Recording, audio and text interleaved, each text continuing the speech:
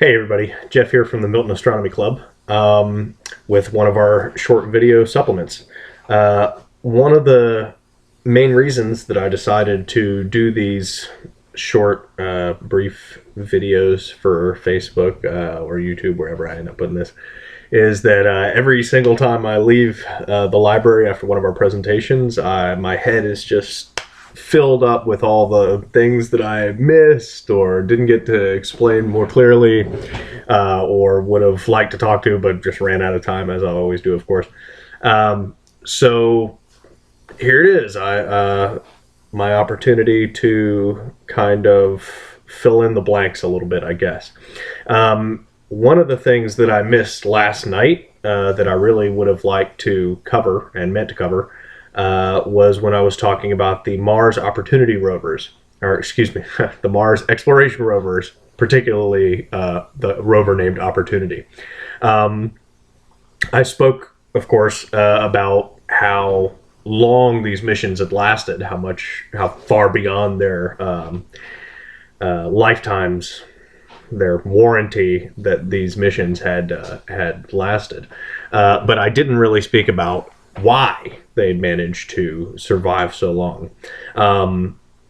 The rovers are solar powered, of course. They have these solar panels on the back of them that absorb the sunlight on Mars, just like solar panels here on Earth, and generate electricity that runs the rover's various scientific instruments, its mobility, wheels basically, cameras, and most importantly probably, the heaters inside the rover that keep it warm enough overnight, and through the winter, that the parts on the rover don't freeze.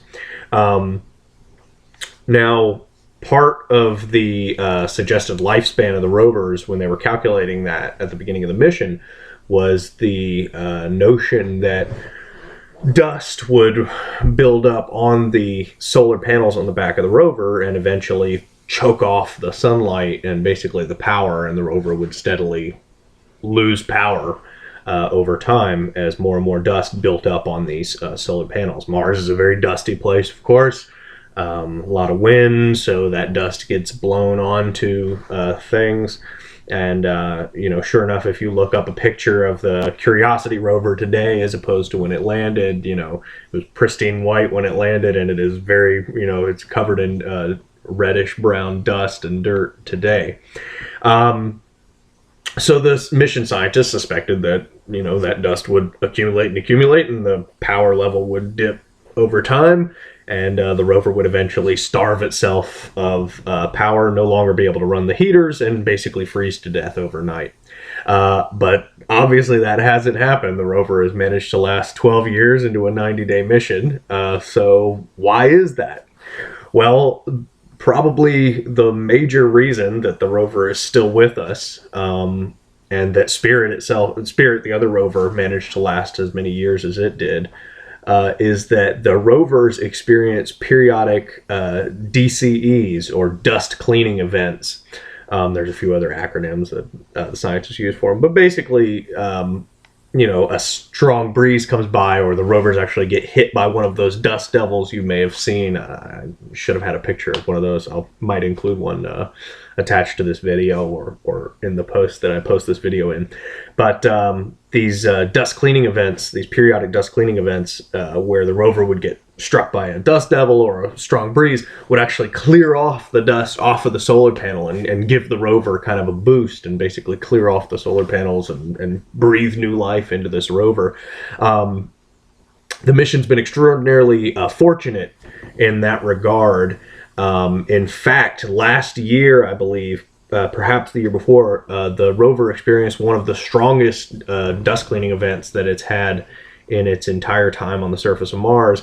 And actually right now, the Opportunity rover probably has cleaner panels than it's had almost since it landed, and is getting, consequently, more power for the rover than almost since it's landed.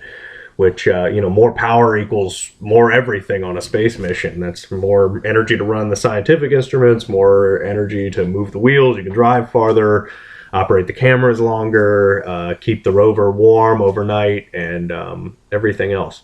So that's basically why the rovers have lasted so long. Now, the Curiosity rover that's on Mars right now has a nuclear power plant, basically, small nuclear power plant, of course. And so the rover doesn't operate on solar power. It doesn't have to worry about dust cleaning events or, parking itself in the winter or anything like that. It can operate year round. It can operate day and night, in fact. So that's not a constraint on that rover. But future Mars missions that do operate with solar panels will have to contend with dust buildup on the solar panels, and can't really count on dust cleaning events. Probably, in all likelihood, they will also experience these kinds of dust cleaning events. But when you're building a $2 billion or $500 million rover, probably doesn't really cut it. You pretty much have to operate on a conservative estimate that there will be no lucky dust cleaning events, and that you're just going to have to deal with dust buildup on the rover. So it'll be interesting to see how Mars scientists in the future and engineers deal with that kind of a problem. If you're lucky, you get these dust cleaning events, and your solar powered mission may last indefinitely, like the Opportunity rover. Or you can go with a nuclear powered rover like Curiosity, and you don't have to worry about that, but you've got a set lifespan for the rover. Plus, it's difficult and expensive to get a hold of nuclear material even for these kinds of missions. So that's my first supplemental video. I hope you all enjoyed it. Hope you'll all tune in for the next one with the baby on the way. I'm gonna try to pound out a couple of these over the next couple of months while I'm taking my little hiatus, but I absolutely look forward to seeing all of you again in July, and hopefully getting some more of these videos out. Thanks, everybody.